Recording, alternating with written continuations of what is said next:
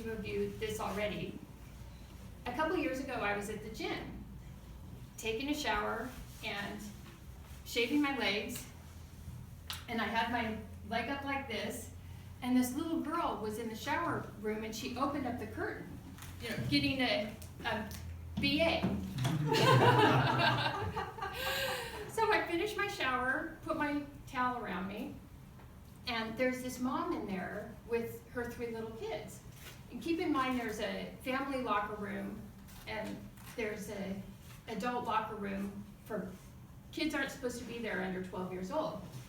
So I have my towel around me, and as I'm leaving, I said to the little girl, when the curtain is closed, that means there's somebody in there. And the mom flipped out, and she said, "You do not speak to my child. You do not, I've already spoken to her. You do not speak to my child." And I said, "Well, she's old enough to be talked to directly." She said, "No, you do not speak to my child. Get out of here." And the shower room, the acoustics in there echoes, and so everybody can hear what's going on, but nobody actually, and I was so taken aback, I didn't know what to do.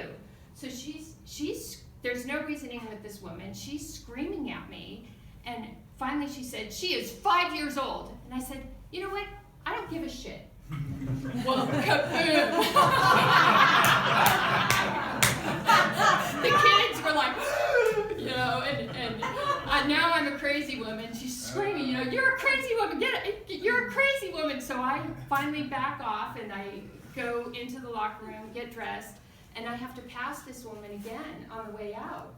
And she walks up to me again and says, "Are you going to apologize to me?" I said, "Apologize to you? Apologize for what?" So she's screaming at me. Now we have an audience. And when I'm at the gym, my glasses are off.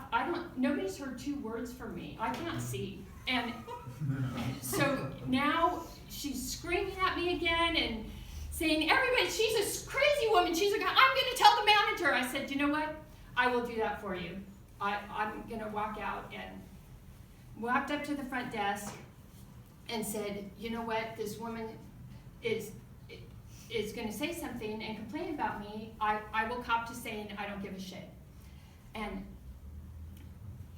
there was a study years ago where when somebody's confrontational like that and on offense to you, you tend to go right back at them. And even though that's not your demeanor, you're blindsided, you don't know what to do, and it's a phenomenon that happens because you're blindsided. And that's kind of what happened to me that day. I didn't know the original incident had nothing to do with the outcome, where I was the crazy person to a locker room full of people. And I don't even know if I raised my voice, to be honest. And the reason why I tell you guys this story is because that incident is kind of how our president is. He has brought out the worst in all of us.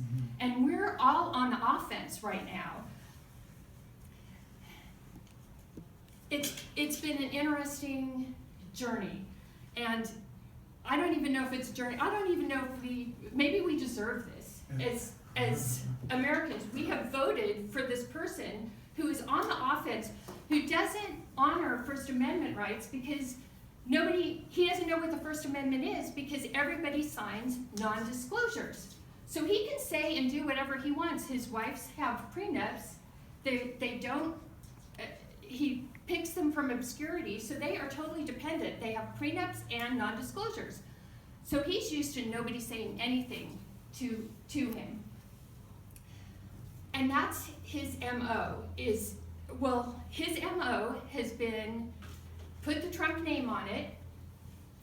He makes a ton of money and leaves a trail of bankruptcies behind him, and he comes off fine. To me, he takes from the poor and gives to the rich himself. And these are facts. This isn't even me saying anything about his personality. These are known facts.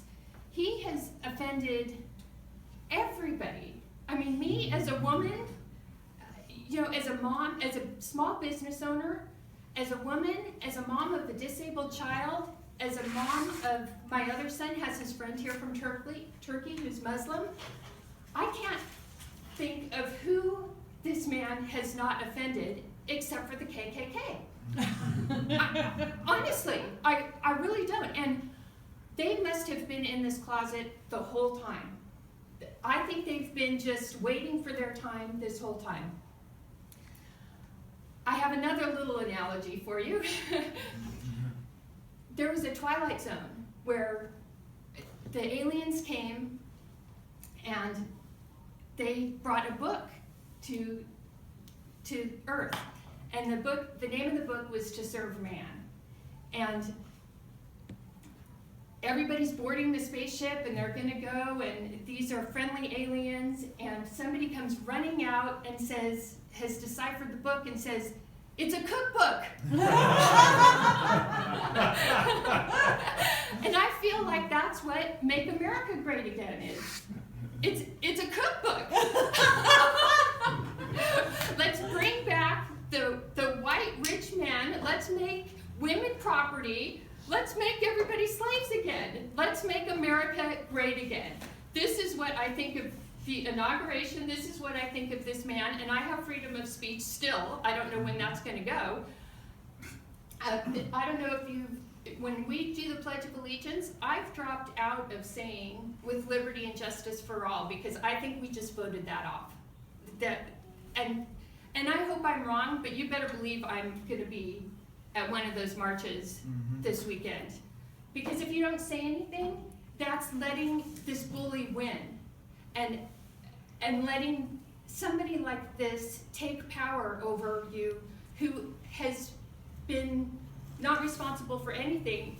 The most ironic thing is that the alt-right yesterday is worried about him tweeting. I'll tweet and no action. So that's kind of a nice little twist. Anyway, that's my view.